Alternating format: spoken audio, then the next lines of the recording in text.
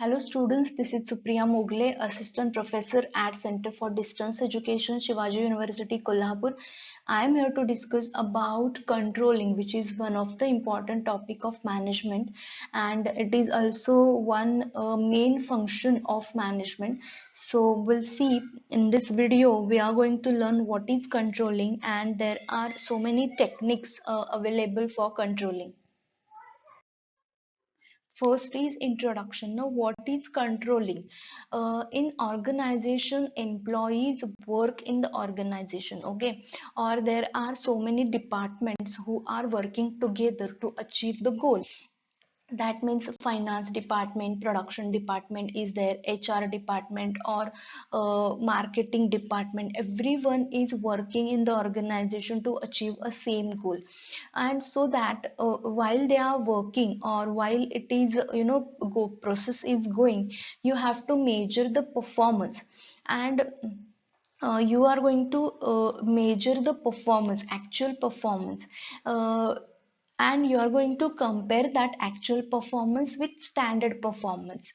If you know process of this is the process of monitoring actual performance and taking corrective actions if required, and process of checking to determine whether or not the plans are being properly implemented and objective achieved. That means here you are going to compare your actual performance with standard performance. If there is a match between actual and standard, then your performance is good, or it is, suppose the actual performance is higher than standard performance, that means you are doing very well.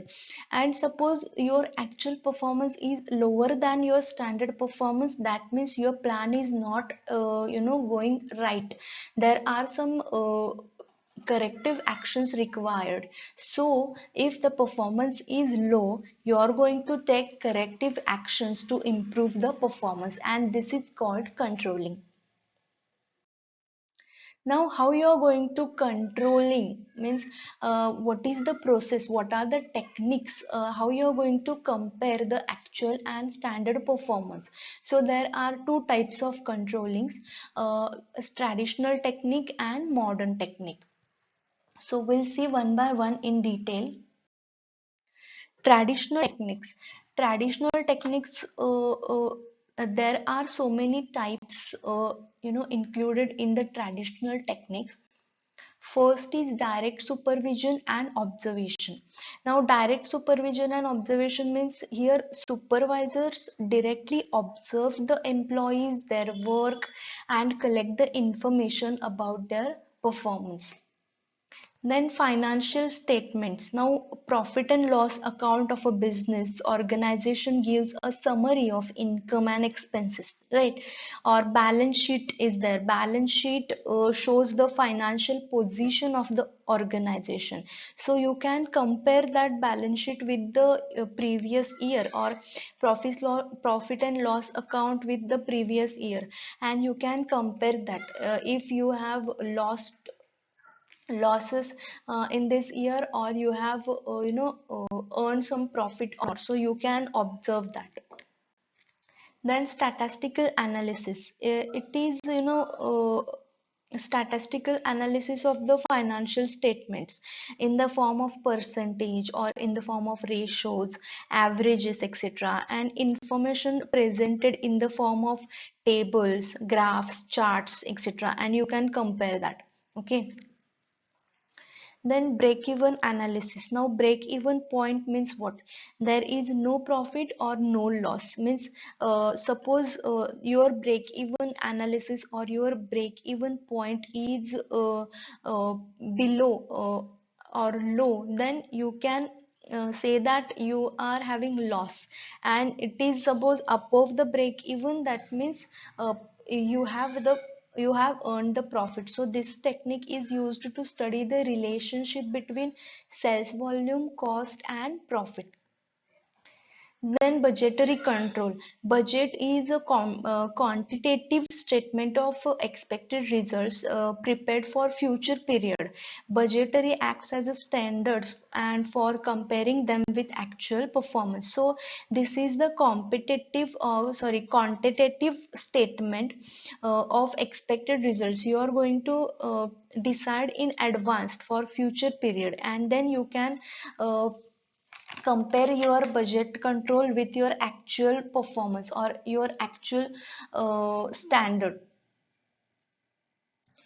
Then control through costing. It includes the control over the cost on the basis of certain predetermined cost, usually known as standard costing. Okay, you know that standard costing. So comparison should be between standard cost and actual cost. Then you can know the performance is good or not.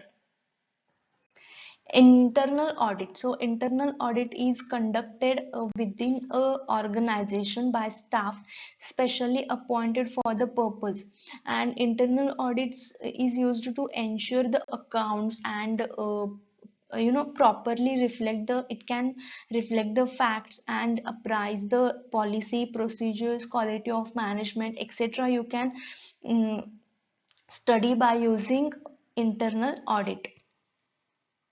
Then special reports of a particular problem areas and its analysis also helps for control purposes.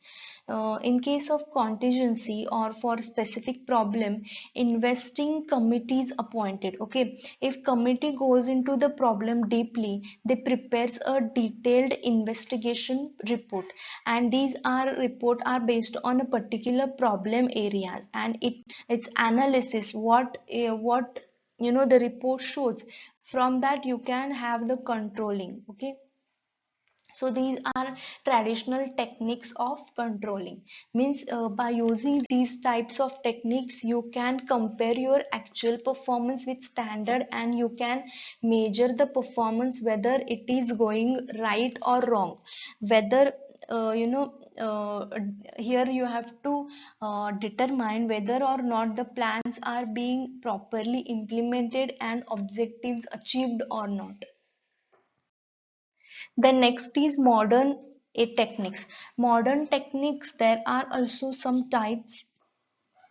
First is return on investment. Now you know what is return on investment. Okay, by using return on investment you can calculate the status of the company. Means suppose return on investment is high, then financial performance of business is good. Okay, so how you are going to calculate return on investment?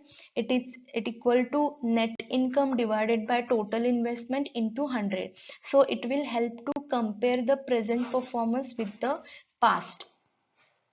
Then management audit. So it is an evaluation of overall performance of the management, and full management process. Means there are so many functions in the management process, like planning, organizing, directing, controlling, etc. So you can evaluate that overall performance. Okay, means planning is properly implemented or not, or organizing the activities. Then directing to the employees, means to guide or to inspire, to instruct them. Controlling, again the main function of management. Means here you are going to supervise the employees work and their measure their performance. Then management information system. It is a computer based information system which provides up to date and correct information. Okay, then PERT and CPM. Now PERT stand for program evaluation review technique, and CPM stands for critical path method. So PERT is used for more complicated projects like engineering and tooling projects are there, and it is based on expected completion time and computed time. Means expected completion time, suppose we have some expected time and actual time which is computed time, we can compare that. Then CPM is based on single element of time. Then self control. Self control means self directed control. A person is given freedom to set his own target and to evaluate his own performance and take corrective actions. Means these are specially required for top level management. Top level management employees are going to, they will set their own target, they will evaluate their own performance, and if they think that my performance is low, then they can have corrective measures on that. So that is called self control. They are going to have controlling for themselves also. Okay, so this is the techniques of modern techniques. Means we have seen traditional techniques and modern techniques, and these are used to for controlling how to control the performance, how to measure the performance. And if your plan is not going properly, then you can have corrective measures. Okay, so these are some techniques. I hope you understood. So thank you so much. Here I complete my video. I hope you understood the concept. Okay, thank you.